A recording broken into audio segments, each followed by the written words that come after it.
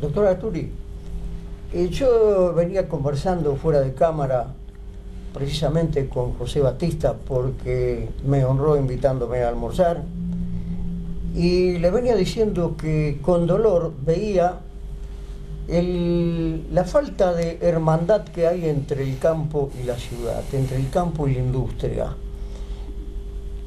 Tal vez sea una percepción mía, pero yo veo que son dos sectores que parece que son de distintos países, que no sabe uno la problemática del otro. En la República Argentina estamos mirando al ciudadano, al que está enfrente, como un enemigo. Y yo creo que el campo ve a la industria como una enemiga, la industria ve al campo como un enemigo. Cuando en cierta medida tendrían que unirse, como tendrían que unirse los obreros con los empresarios, porque ambos tienen que tirar parejo para que la nación vaya, para que la nación funcione. ¿Usted está viendo algo parecido, ha notado algo parecido, o desde su profesión cree que hay que apuntar a otras cosas que sean más importantes de las que yo menciono? No, no creo que sean enemigos ni tengan intereses contrapuestos. El empresario del campo es un empresario como un empresario metalúrgico y protege o no protege su actividad y trata de que no se vea perjudicada por la legislación que pueda llegar a perjudicarla. En la materia nuestra, que es la cuestión judicial y defender los derechos de los trabajadores, no hay diferencia entre la protección de un trabajador de campo y un trabajador de una oficina o de una industria. Y los intereses de los empresarios del campo son similares en este aspecto que yo manejo a los intereses de un empresario de cualquier rama. O sea que a su criterio no hay diferencias entre un empresario del campo y un empresario de la ciudad. Ni siquiera de los grandes pulpos tampoco. No. Lo que pasa que hablábamos del tema de previsibilidad, como hablábamos con Batista recién. Lo que pasa es que el gran empresario tiene el capital suficiente como para que todo le salga más previsible. Si estamos hablando de la ley de riesgo del trabajo, como hablábamos hace un rato fuera de cámara, un empresario pequeño o mediano no puede soportar una sentencia civil. Primero, tal vez tendríamos que explicar un poquito para que la gente entienda lo que es una sentencia civil. Adelante. La ley de riesgo del trabajo hablaba únicamente, en su origen, de dos tipos de contingencia que cubrían las aseguradoras de riesgo del trabajo. El accidente como hecho súbito y violento, la amputación de un dedo, por ejemplo, y solamente aquellas enfermedades que estaban en un listado que teóricamente se iba a actualizar todos los años a través del Ministerio de Trabajo. Si uno tenía alguna de esas contingencias, la RT lo cubría. Liminarmente, al principio de la legislación de la Ley de Riesgo del Trabajo, en el 95, que es la 24557, todo lo que no estaba dentro de esa normativa no era reclamable, ni siquiera por los parámetros económicos de la ley. Pero, ¿por qué llega a intervenir la Corte en el año 2004 diciendo que era inconstitucional este artículo famoso 39? Porque al decir que el trabajador no podía acceder a una reparación integral, lo estaba haciendo diferente y discriminando respecto de cualquier otra persona del país. Ejemplo de pizarrón. Yo atropello a una persona con un auto y esa persona le puede reclamar a mi compañía de seguros hasta 3 millones de pesos por los daños, ¿verdad? Si el que conduce es el empleador, para hacer el mismo ejemplo, y atropellaba a un trabajador de su empresa, la ley de riesgo del trabajo decía que el tope eran 180.000 pesos. A los que no llegaba cualquiera, sino con una ecuación que surgía de la incapacidad, de la remuneración y de la edad de la víctima. Entonces, si cualquier ciudadano del país ante un hecho podía reclamar todos los daños hasta un tope, si era una aseguradora civil o comercial la que lo reparaba, ¿por qué un trabajador, por el solo hecho de ser trabajador, no podía acceder a una reparación integral?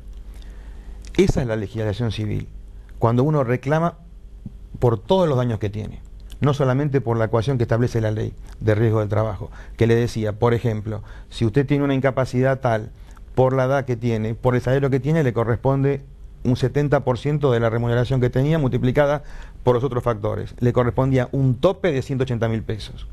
Ahora, si usted tenía un daño psicológico, si usted tenía otro tipo de daño, la aseguradora de riesgo no le cubría. Esa es la reparación civil que hablaba Batista. En una reparación civil se reclaman todos los daños, el verdadero perjuicio, independientemente del accidente, independientemente del daño que uno tenga.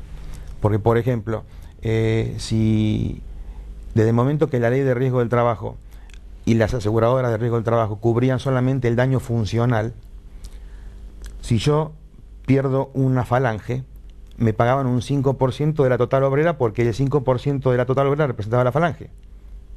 Ese sí me sigue. Ahora, si yo soy un pianista y pierdo la misma falange, tengo el 100% de incapacidad laboral. No puedo trabajar nunca más de pianista, que fue para lo que me habrían contratado. Entonces, para lo que uno es un 5%, para otro es un 100%. Esa reparación del 100% es lo que no permitía la ley primigeniamente. Recién cuando la Corte habilita la reparación integral, los tribunales empezaron a dar pie a las indemnizaciones grandes, que son las que eran imprevisibles para el empresario, porque tampoco podía cubrirse con un seguro de responsabilidad civil. Cualquier empresario, cualquier ciudadano del país cubre sus riesgos de tránsito con un seguro de responsabilidad civil. El empresario no podía cubrir los riesgos de accidente de trabajo. Entonces, si había una reparación integral que se reclamaba vía judicial, la aseguradora pagaba hasta lo que decía la ley. El resto tenía que pagar el empleador. Ya han habido casos terroríficos. Yo tuve un caso particular donde el primer caso que se dio en San Isidro de inconstitucionalidad de la ley de riesgo, que la dio el Tribunal 5, en un expediente que era Barrio Nuevo con cimentaciones, el trabajador perdió un brazo. En una máquina excavadora le succionó la ropa, que era muy amplia, y le succionó un brazo y se lo sacó de cuajo.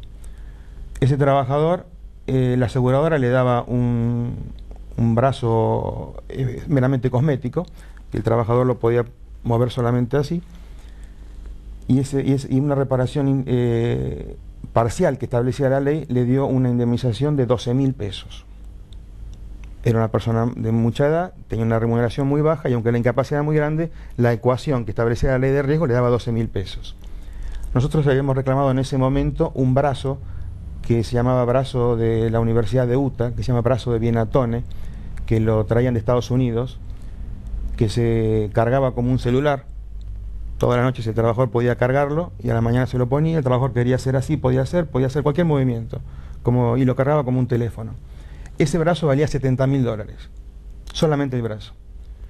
La sentencia del tribunal condenó a pagar al empresario el brazo, que valía $70.000, 200.000 pesos de indemnización integral, y 12.000 pagó nada más que el RT.